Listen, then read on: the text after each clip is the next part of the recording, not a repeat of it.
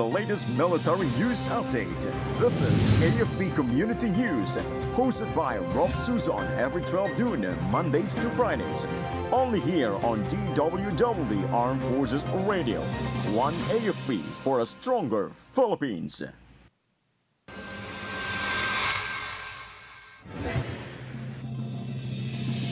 Philippine Navy transitions Naval Force West to Western Naval Command. Philippines-Germany signed defense cooperation deal to boost security ties. COMEC records 3 million cyber attacks from May 11 to 14.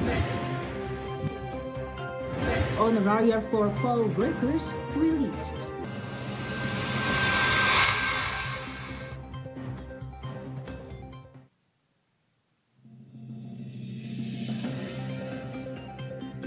Hello to everyone as well to our troops at Camp Emilio Ginaldo in Quezon City. Today's Thursday, May 15, and we will bring you the latest news from the armed forces and other information around the Philippines. I am Rofh Suzon-Abay for AFP Community News. DWDD Armed Forces News. And for the brief overview of our stories, the Philippine Navy officially elevated the Naval Force West to the Western Naval Command to strengthen maritime defense in the West Philippine Sea.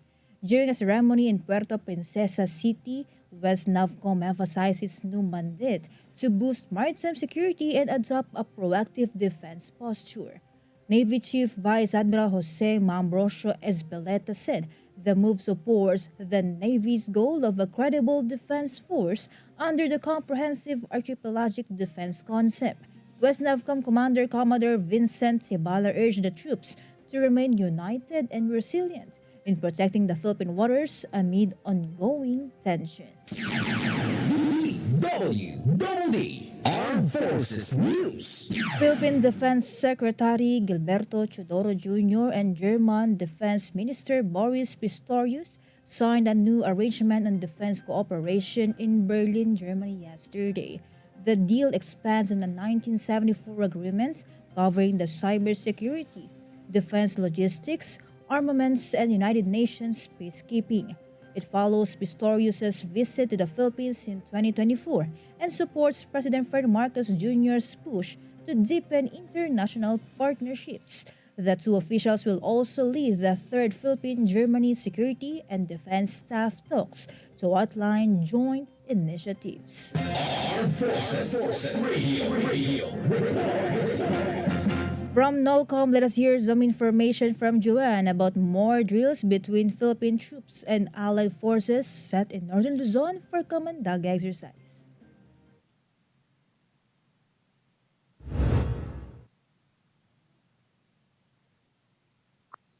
After the completion of this year's Balikatan exercises, Filipino and American troops will also hold joint military drills in Batanes and Palawan, which are key provinces in the country's defense amid growing regional tensions over China's act of aggression in the West Philippine Sea. Batanes is the province nearest to Taiwan, while Palawan faces the West Philippine Sea, whose waters are within the Philippines' 370-kilometer exclusive economic zone. Exercise Kamandag 9 will begin on May 26, 2025, uniting service members from the United States, Philippines, Japan, Republic of Korea, and United Kingdom for a 2-week training event across the Philippine archipelago. The exercise aimed to strengthen multinational interoperability, readiness, and regional defense capabilities in the Indo-Pacific. Kamandag, short for Kaagapay ng mga Mandirigma ng Dagat, has been held annually since 2016. It served as a key demonstration of allied cooperation and mutual commitment to regional security. Training will occur across Luzon, Batanes, Tawi-Tawi, and Palawan, and will include amphibious operations, littoral maneuvers, live fire drills, and humanitarian assistance and disaster relief. Subject matter expert exchanges will cover engineering, logistics, air defense and man reconnaissance, medical readiness, and CBRN defense.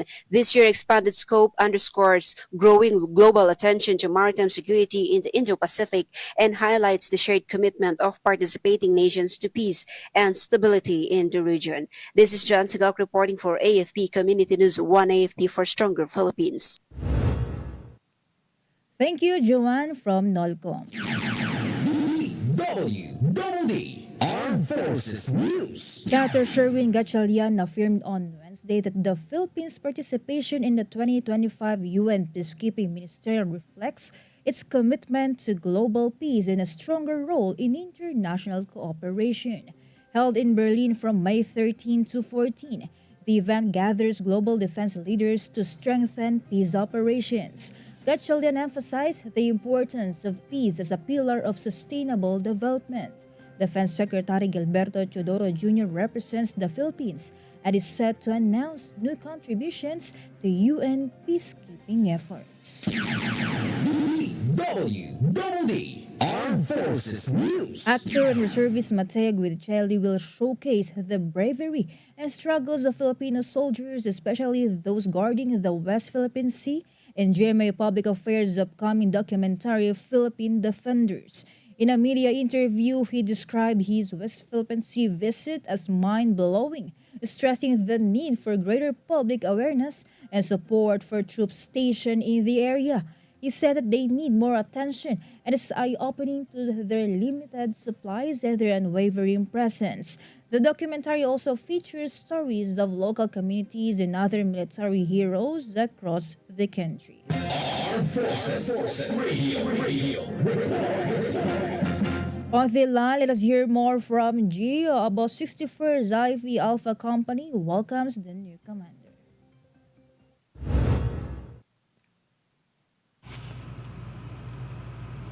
The 61st Infantry Battalion Alpha Company welcomed its new commander, First Lieutenant Romeo Soldevilla Jr., during a change of command ceremony held at Camp Monteclaro, Barangay Tuba, Miagao, Iloilo. Battalion Commander Lieutenant Colonel Arturo Balgos Jr., who presided the ceremony, formally turned over leadership from First Lieutenant John Alexis Yap to First Lieutenant Soldevilla. The 61st Infantry Battalion continues to stand strong as a pillar of peace and security in the region, driven by dedicated officers and personnel who exemplify the values of professionalism, service, and sacrifice. This is Gio reporting for AFP Community News, one AFP for a stronger Philippines. Thank you, Gio. DWDD Armed Forces News. Armed Forces of the Philippines Chief of Staff General Romeo Browner Jr. welcomed Colonel Daniel O, the new Chief of the Joint United States Military Assistance Group Philippines, during an introductory call at Camp Emilio Aguinaldo, Quezon City yesterday.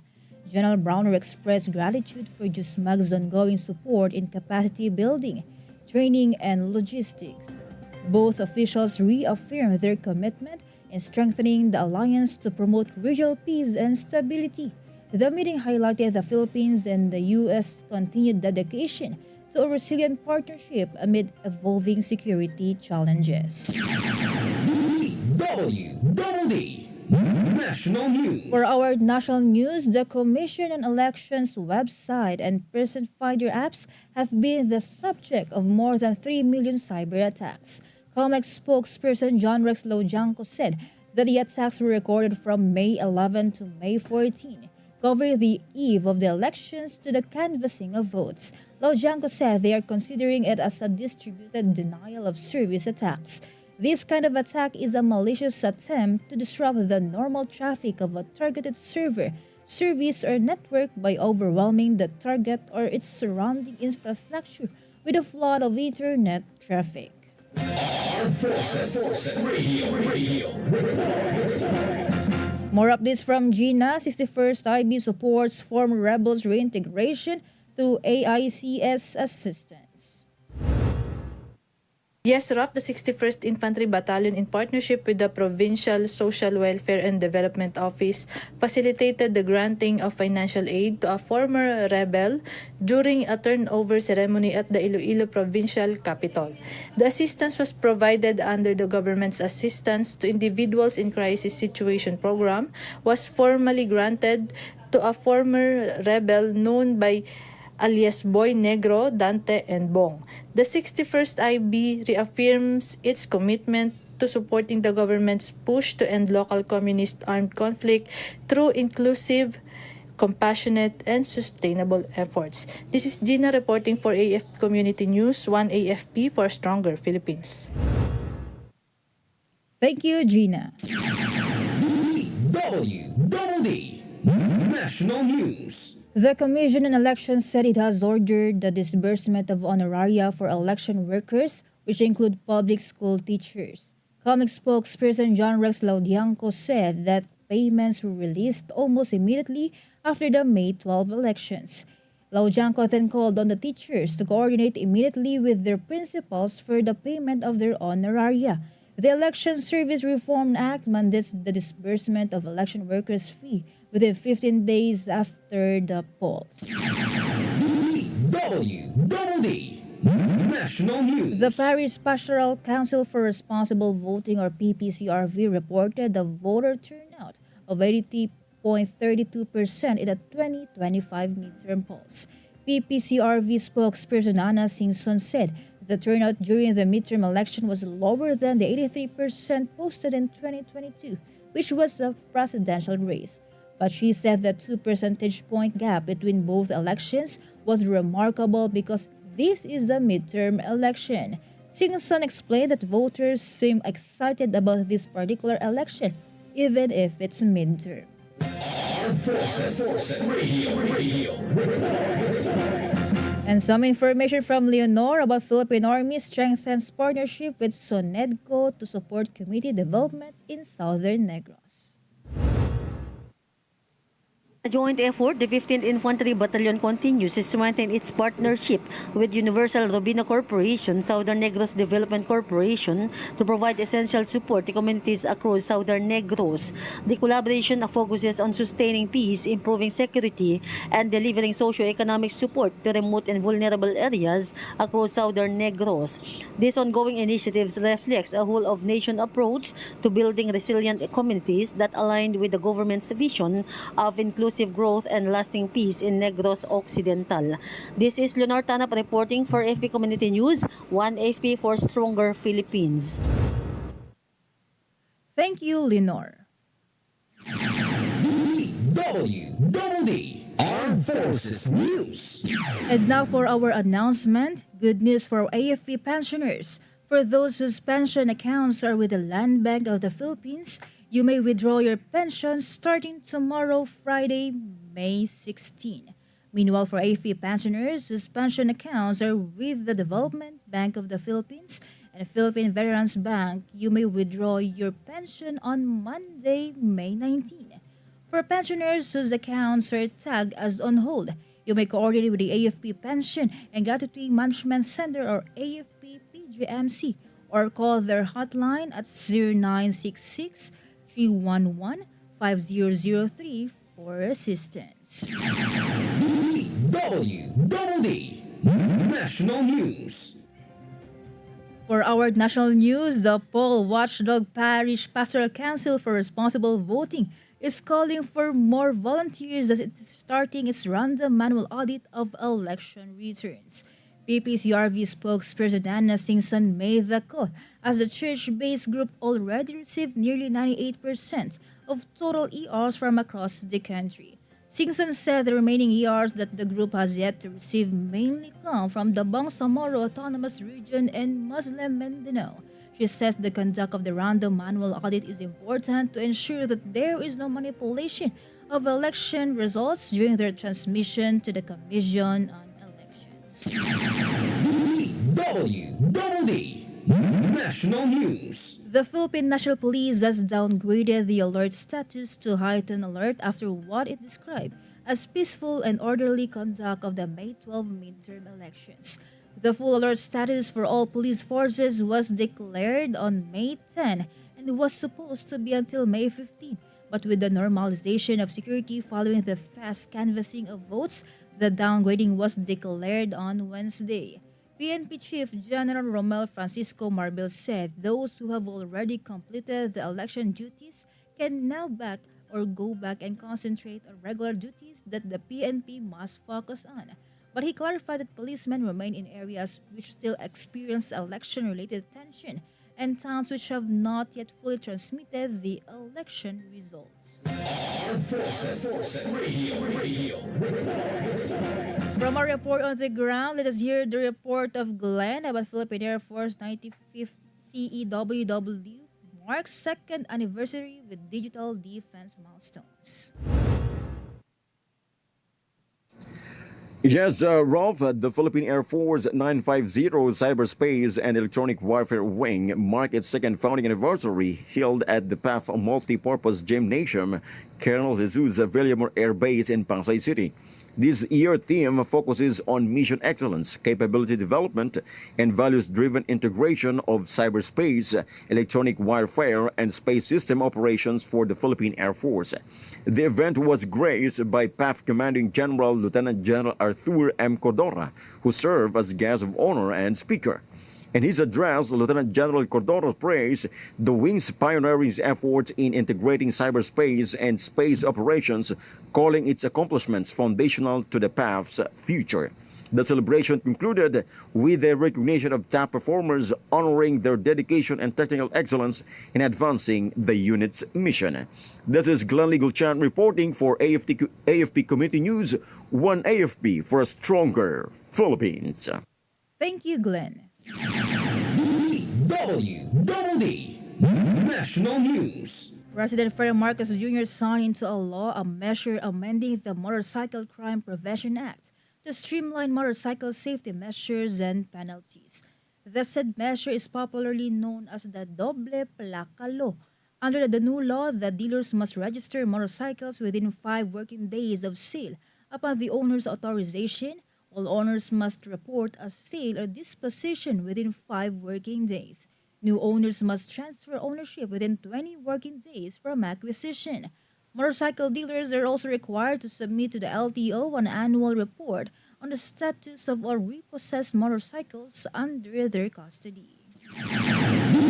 DWDD National News. On the other hand, President Ferdinand Marcos Jr. has signed Republic Act No. 12199, which prioritizes early education, proper nutrition, and caring support to give young Filipino children, especially those aged 0 to 5, a strong start in life. The Early Childhood Care and Development System Act aims to safeguard and promote every child's right to holistic well-being, growth, and dedicated care. Under the new law, the ECCD will be institutionalized in a comprehensive, integrative, and sustainable way through multi-sectoral and interagency collaboration. It will also promote inclusive education by ensuring children with disabilities receive proper services, reasonable accommodations, and accessible environments. Armed Forces Radio. Let us hear more updates from Shai about 28th Marine Company response to grass fire incident in Bangi, Ilocos Norte. Good afternoon. The 28th Marine Company Disaster Response Team of Marine Battalion Landing Team 8 swiftly responded to a grass fire incident in Bangi, Ilocos Norte. They were joined by the Bureau of Fire Protection, Bangi PNP, North Luzon Renewables Corporation, ASEN Renewables, and local residents. The timely response and effective coordination among responders played a key role in preventing the fire from spreading further, highlighting the importance of joint efforts in ensuring community safety and disaster readiness. This is Shai Rivera reporting for AFP Community News, one AFP for a stronger Philippines.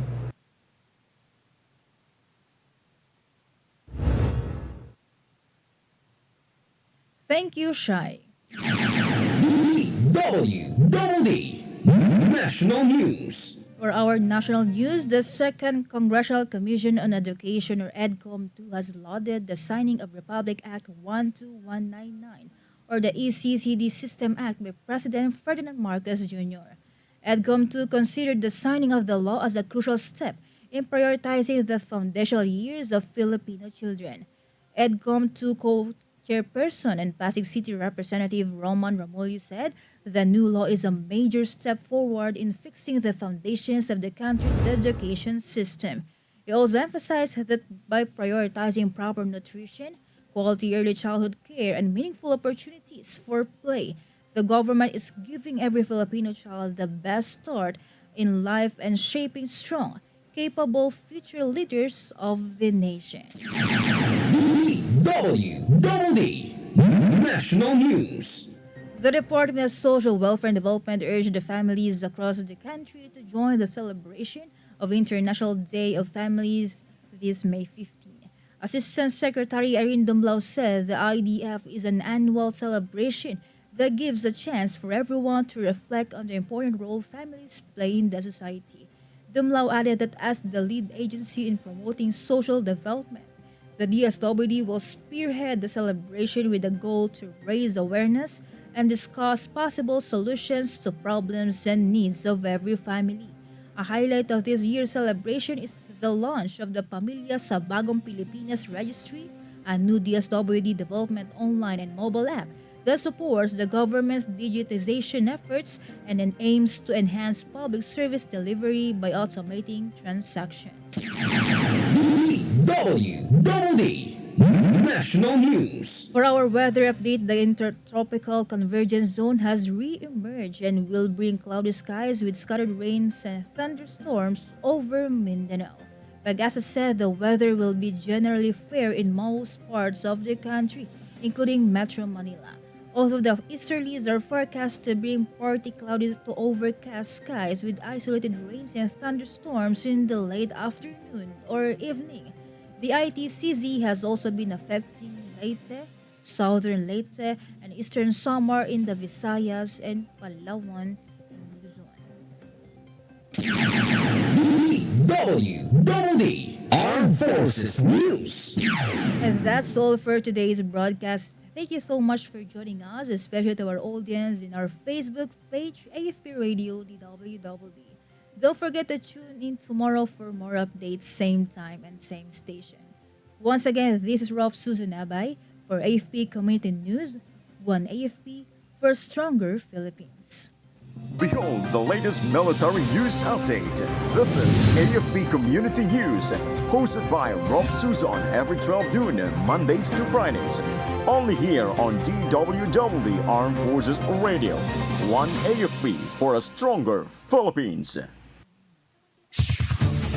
Ito ang DWDD 1134 kHz AM.